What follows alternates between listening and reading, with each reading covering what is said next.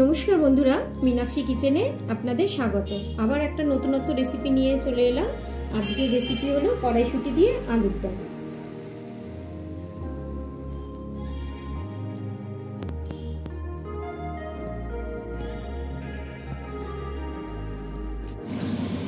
এখানে আমি কড়াইশুঁটি দিয়ে আলুর দম বানানোর জন্য এখানে আমি আলু ছাড়িয়ে নিয়েছি। এগুলো সব হচ্ছে নতুন আলু আমি এরকম করে ছাড়িয়ে নিয়েছি।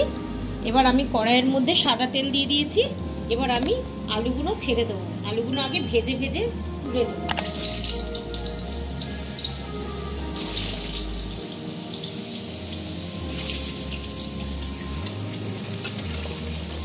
আলুগুলো আমি ভেজে ভালো করে তুলে নেব। এবার আলুর মধ্যে আমি 1/2 চামচ নুন দিয়ে দিচ্ছি। ভেজে নেব আমি ভালো করে আলু। এখন আমি হলুদ দেবো। আলু ভাজা হয়ে গেছে, আমি এবার আলুগুলো সব তুলে নিচ্ছি। আলু পুরো একদম সেদ্ধ হয়ে গেছে। আলুর দম করার জন্য এখানে আমি একটা বড় পেঁয়াজ কেটে নিয়েছি। এখানে নিয়ে নিয়েছি কাঁচা লঙ্কা বলতে এই কাঁচা লঙ্কার কালারগুলোই এরকম লাল লাল। তো এবার এখানে নিয়ে নিয়েছি রসুন, এখানে নিয়ে নিয়েছি আদা, আর এখানে লাগবে আমার টমেটো। এখানে আমি কড়াইশুঁটি ছাড়িয়ে নিয়েছি। এটা আমি এবার পেস্ট করে নেব।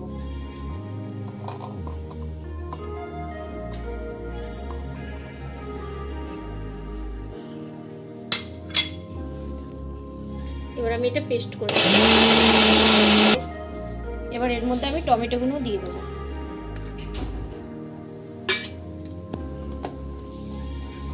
হয়ে গেছে পেস্ট। আমি এখানে 3টে তেজপাতা দিয়ে দিচ্ছি। এখানে গোটা গরম মশলা নিয়ে নিয়েছি, এটা দিয়ে দিচ্ছি। এবার এর মধ্যে আমি দিয়ে দিচ্ছি অল্প একটু গোটা জিরে।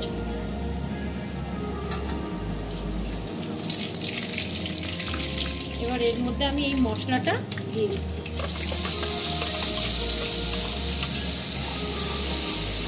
এটা আমি ধুয়ে দেব, মশলা বাটিটা ধুয়ে দেবো। এবার এখানে দিয়ে দিচ্ছি আমি কড়াইশুঁটি।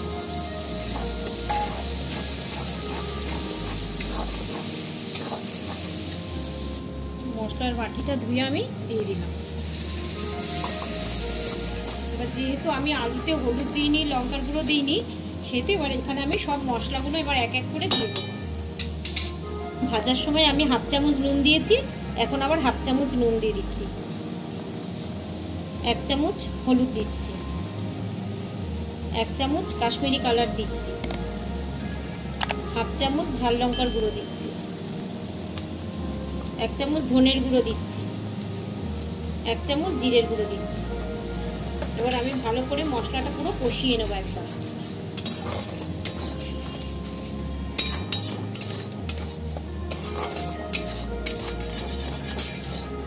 মশলা থেকে যতক্ষণ না তেল বেরোবে ততক্ষণ আমি কষিয়ে যাব। যে কষানো হয়ে গেছে, মশলা থেকে আস্তে আস্তে তেল ছাড়ছে, কালারটাও খুব সুন্দর এসেছে।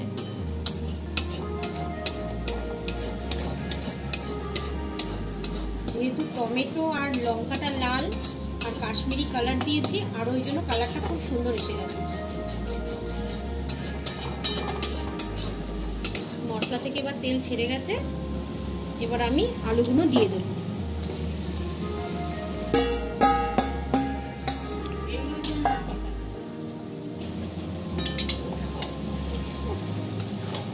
এবার আমি ভালো করে আলুর মধ্যে পুরো মশলাটা একদম কষিয়ে নেব।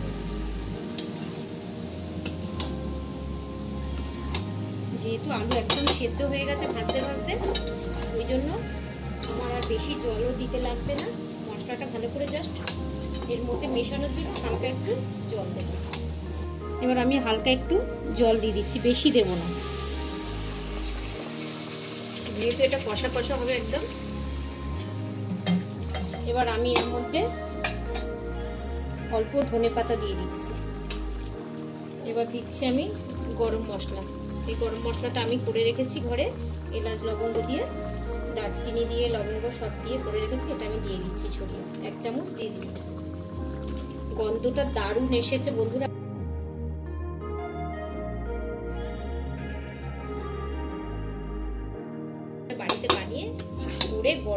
লুচির সঙ্গে খেয়ে দেখবেন শীতকালের নতুন আলুর দম দারুণ লাগবে খেতে।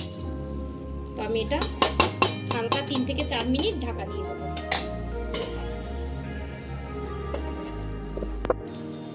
3 থেকে 4 মিনিট হয়ে গেছে, এবার ঢাকনা খুলে দিলাম।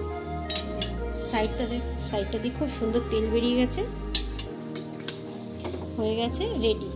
আমি এবার সার্ভ করে দেবো গরম গরম লুচির সঙ্গে। আহা হা হা, দারুণ লাগবে।